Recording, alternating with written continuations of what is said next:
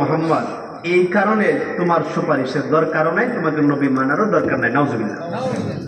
দেখো আমাদের বাপ দাদা যারা ছিল তারা আজকে দুনিয়া থেকে বিদায় নিচ্ছে। কিয়ামতের দিন আমরা বিশ্বাস করি আমার বাবা আমার দাদা তারা আমাদের জন্য সুপারিশ করবে। এই কথা যখন বললেন তখন ইহুদিদের আকীদা হলো যে মৃত্যুর পরে আমার বাবা দাদা আমাদের জন্য সুপারিশ করবে, তারপরে আমরা জান্নাতে যাব। আর নবী বলেন আমাকে নবী মানো, আমি সুপারিশ করব। তাহলে নবীর এবং তার উম্মতের আকীদা এক আর ইহুদিদের আকীদা ভিন্ন। বাংলাদেশে এমন কিছু মুসলমান আছে বাবার মুরিদ হইয়া বাবার উপর ভরসা, বাবার কান্দের মধ্যে জান্নাতে টিকিট ফালাইয়া দিয়েছে। তো আমরা তো বাবার মুরিদ দিয়েছি আর আমার বাবাই তো সুপারিশ করবো, নামাজের দরকার কি? কথা বলেন ঠিক কিনা?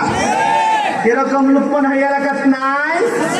তাহলে ইহুদিরা ভরসা করছে, বিশ্বাস করে তাদের বাপ দাদা তাদের জন্য সুপারিশ করে জান্নাতে নিয়ে যাবে। আর আমাদের মুসলমানদের সন্তান কিছু মানুষ এমন আছে তাদের বিশ্বাস তাদের আকীদা এমন যে বাবার মুরিদ হইছে, বাবা সুপারিশ করব, বাবাই জান্নাতে নিয়ে যাব। আল্লাহর কসম করে বলতেছি ইহুদিদের আকীদা আর বাংলাদেশের মুসলমানদের কিছু মুসলমান আকীদা সমান, ঠিক কিনা? আসলে সুপারিশ করার এখতিয়ার একমাত্র রাসূল। রাসূল সুপারিশ করবেন তার উম্মতের, প্রত্যেকটা নবী তার উম্মতের জন্য সুপারিশ করবেন। এই হচ্ছে আয়াতের প্রেক্ষাপট এবং শানে নজুল।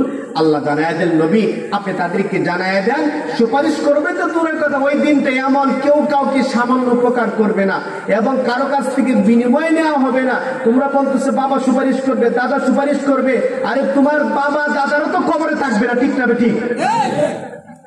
এবং কেউ কাউকে সাহায্য করবে না। আমার ভাইয়েরা, এই হচ্ছে সংক্ষিপ্ত সময়ে সংক্ষিপ্ত আলোচনা, আর লম্বা করতে চাই না। আমার এই ভাই কথা বলবেন, আপনারা কেউ উঠবেন না, সবাই একটা তাকবীর দেন, নারে তাকবীর, লিল্লাহি তাকবীর, আল্লাহু আকবার। মাদ্রাসা আমার ভাই হানিফ ভাই আমার খুব মহব্বতের মানুষ, ভাই অত্যন্ত মহব্বত করেন। বলে বিভিন্ন সময় আমাকে ফোন দিয়া বলেন যে ভাই কি করবো, মাদ্রাসা কেমনে কি করা যায়। এই বক্তাও যে আমি দাওয়াত দিয়েছি, আলহামদুলিল্লাহ উনি পরামর্শ করেন আপনারা এই মাদ্রাসার প্রতি নজর রাখবেন। নজর বলতে কি, মেয়ে দিবেন, সহযোগিতা করবেন। এটা একটা ফুলের বাগান, এটা একটা জান্নাতের বাগান। এখান থেকে আলেমা হবে, হাফেজা হবে, বাহির হবে, যেখানে যাবে সেখানেই যে গড়ে যাবে সেই গড়ে আলোকিত হয়ে যাবে, ঠিক কিনা বলেন? আল্লাহ তাআলা এই মাদ্রাসাকে কবুল করুন, পড়েন আমিন। ওয়া আখিরু দাওয়ানা আলহামদুলিল্লাহি রাব্বিল আলামিন।